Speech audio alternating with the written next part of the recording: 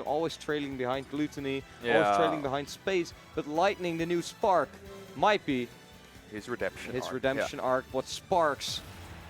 I don't know how to finish this sentence. I don't even know. A thing to note about this is top 32 is best of 5. So they have a lot of time to play against each other. We first go to Smashville, and let's see how Lucina might work out on the stage. You see already the forward airs are applying some pressure with that. Just you want to keep Peach out of your range as Lucina. You don't want anything to do with her.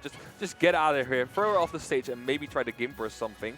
But Meru is looking for an opening, and he can't really find it seems. Look at Sabaca. He's spacing really well, using that Lissa ult, doing great with those forward airs, the back airs. It's going swimmingly so far, but here's Meru with a small combo. Yeah, nothing big started right there. Mostly needed down tilt for that. Counters the up B, but it doesn't really work out that well, sadly. Turnip in hand, but Sabaca's not scared, getting the Nair in. Also getting the counter, but the tech, and now your stage positioning is... reset. Well, reset. Yeah, that was uneventful. Okay, catching the turnip and hitting it with the forward tilt. Good option there by Sabaca, having both options covered. And now he gets thrown off the stage. Turnips are really dangerous. Up B going right for Peach's skinny legs. Yeah, Sabaca's been catching these turnips like it's nobody's business. Like he's the turnip girl. But, you know, Meru needs to make something happen or this game's going to spiral out of control. Almost getting the shield break right there. Shield now the size of a little skittle. Let's see if Meru has the time to recover from that or another shield break will do it. No, he does not have a double jump anymore. There we go. Yeah, that's the turnips you talked about, Dago. Those turnips are such a terrible vegetable that you get thrown in your face at sometimes. But Sabaca so far is doing great. Still, spacing is on point. A little bit too deep off stage right there. Getting punished for that with a forward air. And that's the scary part against Meru on the ledge. Like the forward air just covers so many options right there and it sends you flying. Right. So it's really scary to have to deal with that, especially around 82%. 98 already. Yeah, and Meru was down quite a bit in this game, but Sabaca, or Meru, brought it back, and Sabaca and Meru are now quite even in percent. And the back air is going to do it right there. Such a strong back air right here. Meru at his last stock already, but it's still Peach, so anything can happen. Maybe an 80% combo. It can just come fly out of nowhere. And especially with those offstage gimps he's been getting. Oh, that's a Saturn! That is the Saturn. A little bit of a Peach luck again.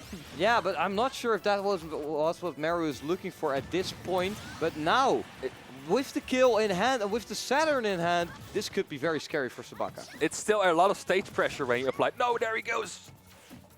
He passed. He passed away. No, it's still like having a Saturn just walk around on the upper platform like you saw a couple of seconds ago is such a big pressure tool because you can just grab it at any time and break a shield if you're not careful enough.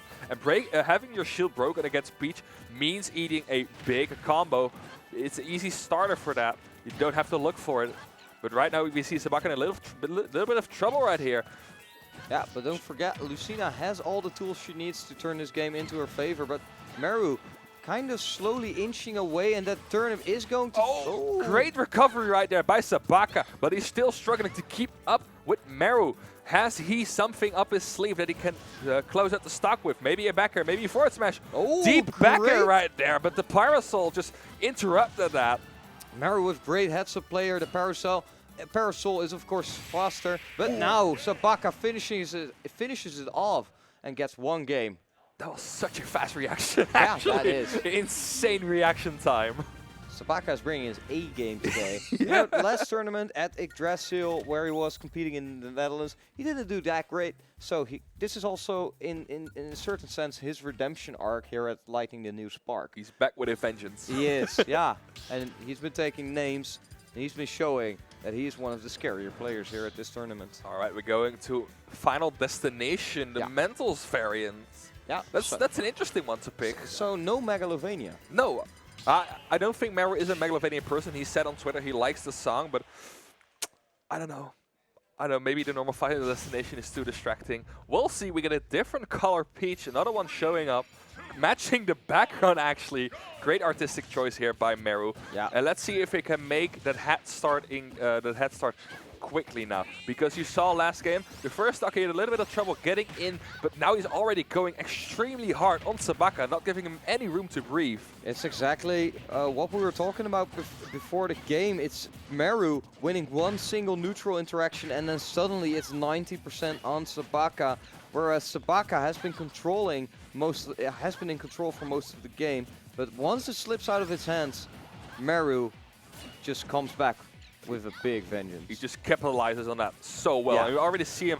Sabaca has to shield constantly right here. He is afraid of the turnips and maybe what they follow into, but it's off stage for him if you get hit by that. No back airs for him. Gets hit by a couple of forward tilts. This is scary though. Meru on the ledge. Needs to make it back. Makes it back to the middle of the stage though. Back air, good catch right there. Going through the turnip and the neutral air will close out the first stock for Meru. Looking a lot stronger in this game at the start. And he's already going for a second stock. He's already going for a second round. Yeah, he's not done fighting just yet. Meru wants to take it all. Here's that dot phase. Might be a very useful tool in extending his lead, but Sabaca keeping him on the ledge, keeping him honest. Ooh, hitting with the parasol. Oh, gets shielded up B as an answer to that. It's a good tool to keep him off stage. Is he going to back her again? No, he's going to go for the up B. A little bit of a greedy option right there. Allows Meru to get back onto stage fairly safely. Sabaca's looking for these dolphin slashes. I'm not sure exactly why he's looking for those. Gets the slide at F tilt. Is going to knock Meru off the stage, and that's going to be the stock. He caught the air dodge with the side B. Yeah. That's such a long-lasting move. All right, down throw to back air. Meru classic. The classic. Ooh, doesn't catch the turnip this time. Air dodges instead. And that is the stock for him. Yeah. Sabaca now on his last stock against a very confident Meru here in game 2. And now Meru off stage doesn't have a double jump. Yeah, same situation as Sabaca, but he does make it back here. Meru now with some aerial control, and look at those rainbows coming out. This is such a hard thing for Sabaca to deal with. And this is the reason why we're going to Final Destination. Sabaca will have big troubles landing here against those up airs. Lucina is just in general really poor at landing, especially against such a big disjoint as Peach's up air. It's such a hard move to deal with. It covers a lot of space, and you just have to be prepared for that. Catching the turnip, not getting a combo of that. Sabaca trying his best. A little bit of a greedy up B again. That's another dot phase, it seems. It is a dot phase, and this could be big, but Sabaca is holding on for dear life here in game number 2. But can Meru make that comeback? I mean Sabaca, of course. Can he still make this comeback? Oh, good forward air off stage right there. Meru now at a kill, not now at the option to kill Sabaca any way he wants to. A forward air will do it. Weird shield breaker right there. He's looking for a shield break. Yeah, he wants something. I don't know how much he would have get out of that, but it's something. Back air throwing off stage, catching the turnip again. That's trying to go for recatch, but yeah, that turns out to be the wrong choice. And he SDs on 150%. It was a tall order to make the comeback, but you know, you don't want to see a game end like that. He SD'd twice actually because he wanted to catch a turnip with the Z. Yeah, I think that's something you have to change, especially with Lucina with these very short aerials in terms of duration, especially like forward air. It might be something to reconsider, catching it with Z or just catching it with a forward air. And look at all those players in the back looking at these players. They are respecting the level of play that is being shown here right now. And also Germans cheering for each other, Dutchies cheering for each other. Of course, it's a little bit of a continent, of a local battle or a national battle, excuse me.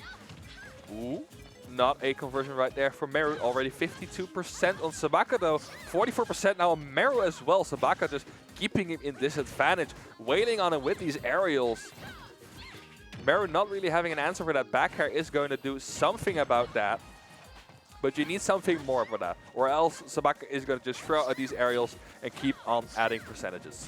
So we've gone to Smashville, you know. Smashville, a little bit of a smaller stage than FD, but also the platform can be used to mix up your recoveries. Do you think this is enough for Sabaca to make something happen? Or for me, it's a little bit weird because the thing you want the platform more for the most as a Lucina might be for just falling aerials in general, but we haven't really seen him so far. We've just seen a lot of neutral play right here.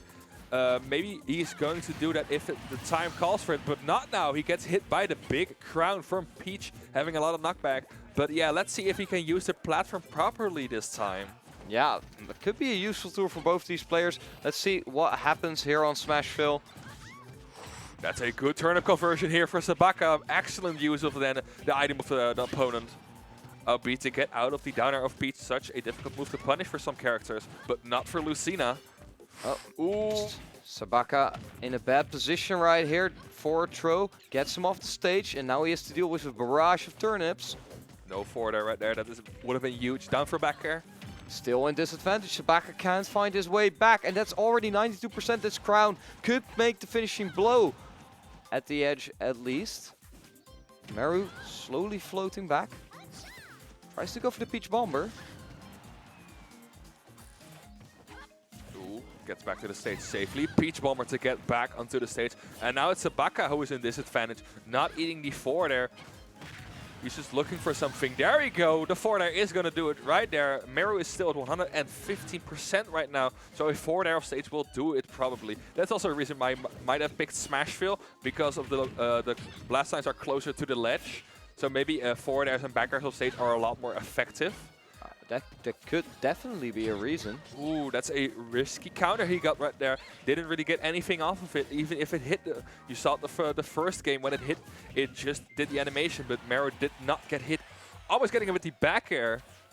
Oh, really deep edge guard from Sabaca, and he makes it happen. Meru's on his last stock right now, but Sabaca's trailing behind, 61%. Can he make it happen? Ooh. Beats out the turnip with the up air right there. And the forward air is going to kill him. No, he's not. That would have been a little bit ridiculous at 75%.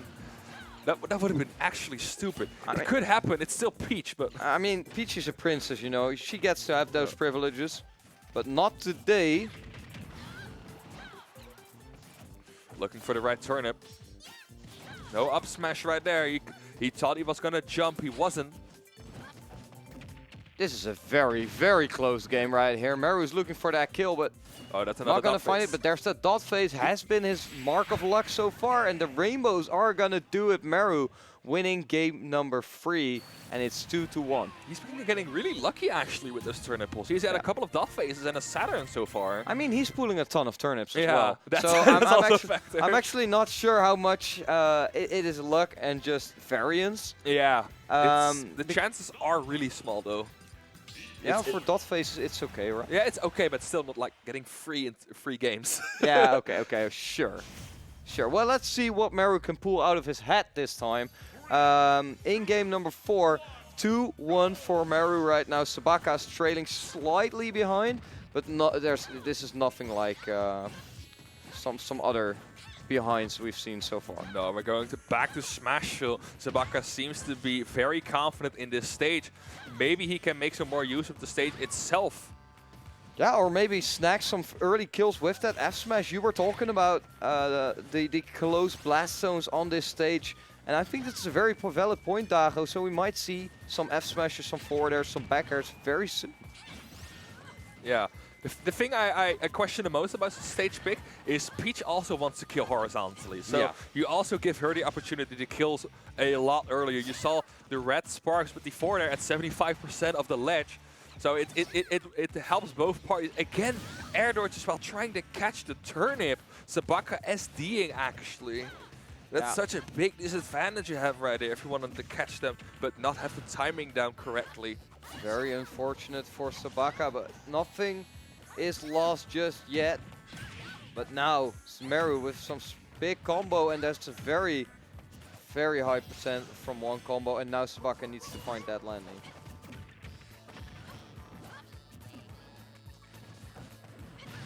Ooh, no turnip setup there from Meru. Sabaca now with the turnip tries to set something up. And again the air dodge. Yeah. But he did get the turnip this time, but if he would have turned around that Dolphin Slash, he probably would have made it. But this is starting to look like a game, a Meru game. Yeah. Judging from the changes in speed from the first game and the second game and the third game, this game, Meru is in complete control.